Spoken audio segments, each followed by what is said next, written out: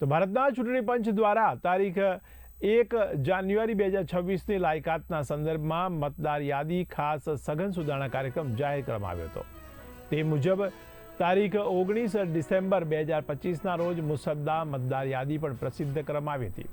ત્યારબાદ તારીખ 19 ડિસેમ્બરથી લઈને 30 જાન્યુઆરી સુધી મતદારોને હક દાવા અને વાંધાઓ રજૂ કરવા માટે સમયગાળો આપવામાં આવ્યો હતો। તારીખ 19 ડિસેમ્બરથી 10 ફેબ્રુઆરી દરમિયાન જિલ્લાના સંબંધિત વિધાનસભા મત વિસ્તારોના મતદાર નોંધણી અધિકારીઓ દ્વારા રજૂ થયેલા તમામ હક દાવા અને વાંધાઓ અંગે નોટિસ આપીને સુનાવણી હાથ ધરવામાં આવી હતી અને નિયમ મુજબ નિકાલ કરવામાં આવ્યો હતો। તેના અનુસંધાને તારીખ 17 ફેબ્રુઆરી 2026ના રોજ અંતિમ મતદાર યાદી પ્રસિદ્ધ કરવામાં આવી છે।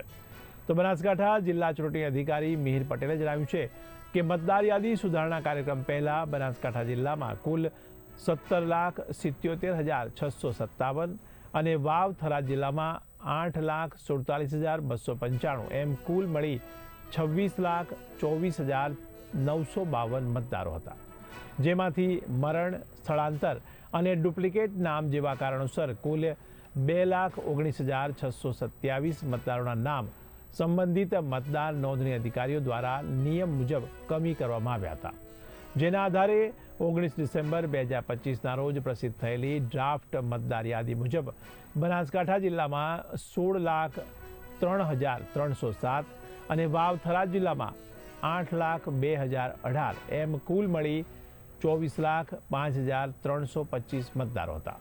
બનાસકાંઠા જિલ્લામાં 11,795 અને વાવ થરાદ જિલ્લામાં 9,069 મતદારોનો વધારો નોંધાયો છે। તે SIR 2026 અંતર્ગત અંતિમ જે મતદાર યાદી છે એ બનાસકાંઠા જિલ્લાની પ્રસિદ્ધ કરવામાં આવી છે। બનાસકાંઠા જિલ્લાની 6 વિધાનસભાની વાત કરીએ તો ધાનેરા, દાંતા, વડગામ, પાલનપુર, ડીસા અને કાંકરેજ વિધાનસભામાં SIRની શરૂઆત થઈ ત્યારે કુલ 17,77,657 મતદારો હતા। ત્યારબાદ SIRની પ્રક્રિયા અંતર્ગત જે એબસન્ટ, શિફ્ટ કે ડેથ મતદારોના નામ કમી કરી 19મી ડિસેમ્બર 2025ના રોજ જે ડ્રાફ્ટ મતદાર યાદી પ્રસિદ્ધ કરવામાં આવી હતી તેમાં કુલ 16,03,307 મતદારો હતા। ત્યારબાદ SIRની પ્રક્રિયા અંતર્ગત કુલ 17,948 જેટલા મતદારોના નામ કમી થયેલા છે, જેમાં ફોર્મ નંબર 7ના આધારે કુલ 3,023 મતદારોના નામ કમી થયેલા છે તથા ફોર્મ નંબર 8 અને અન્ય જે કારણો છે એમાં મળી અને કુલ 17,948 મતદારોના નામ કમી થયેલા છે। સામે 29,743 જેટલા નવા મતદારોના નામ એડ થયા છે।